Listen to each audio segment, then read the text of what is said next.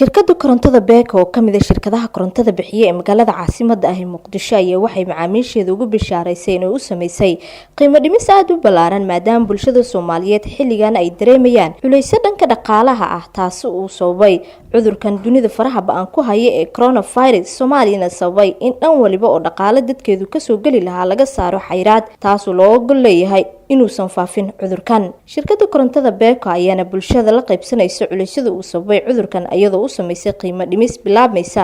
1 May sida uu warbaahinta u sheegay madaxa howlgelinta shirkadda Cali Maxamed Kaariye. ujeedka qiimo dhimistan loo sameeyaa wax walba hada kulli ujeeday leeyihiin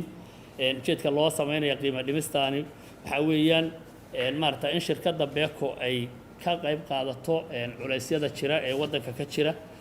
soo dhaweynta iyo maarta fadliga bisha Ramadaan ee lagu guda jiro oo ummadii ay Soomaaliyiin in maarta laga qayb qaato cudurkan ba'an oo sameeyay ummadii maarta sameeyay oo COVID-19 ka ah oo ummadii meel walba ka sameeyay culays badan ku keenay xaqi dhaqaalahoodii dhaqaalihii ummadda Soomaaliyeed ka soo gali jiray inta badan waa naqaan ummadda Soomaaliyeed waxa ugu badan oo wax ka soo galaan lacagaha la soo xawilo oo dibadaha uga yimaada meel walbana cudurkan ayaa sameeyay oo maarata ku sameeyay maarata ugu sameeyay inaan meel wax la diri kara wax walba fariisin ay noqdeen sida la ajligeed arrimahaas oo dhan markay eegtay shirkadda Beko waxa u soo baxday inay wax ka qabato dhinaca sicirka korontada waxayna maarata ay sameysay qiimo dhimis aad u ballaaran ayay sameysay sida aad maarata tabeelahan ku aragtaan shirkadda Beko ilaa xilligii la aasaasay waxay maarata sameynaysay qiimo dhimis maarata isdaba joog ah oo sanad walba ay sameynaysay sida aad ku aragtaan graafkan iga dambeeya aad ku aragtaan oo qiimo dhimista waxay soo martay korontadaani markii 2014kii la aasaasay shirkadda Beko halkii kilowatt waxa la iibinayay oo maarata korontada la iibinayay 1.2 $1 iyo 20 senti ayaa la iibinayay markii shirkadda Ilaahay mahadi shirkaddan Beko ay soo gashay oo la aasaasay markiiba waxa laga dhigay qiimaha sida aad aragtaanba waxa laga dhigay 2015 waxa laga dhigay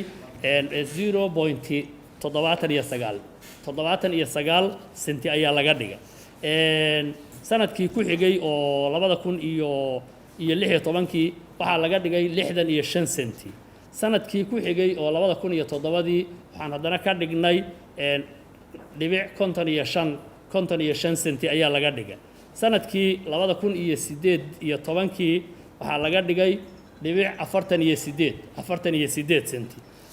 hadda dadku waxay korontada ku haystaan ama macaamiisha Beko ay korontada ku haystaan waa 48 senti haddaba annaka oo maarta hadana tixgelinayna culeysyadan aan soo sheegnay oo badan oo cudurkan ummadii maarta hay dhaqaalihii aafeeyay ummadii maarta wax badan dhibaato badan dalkeenni iyo dibadda iyo caalamkaba ku haya annagoo fiirinayna ayaa shirkadda Beko waxay garatay inay mar kale sii dhinto qiimaha shicirka korontada waxayna laga bilaabo 1 bisha May ay qiimaha shicirka korontadu ee halkii kilowatt uu noqon doonaa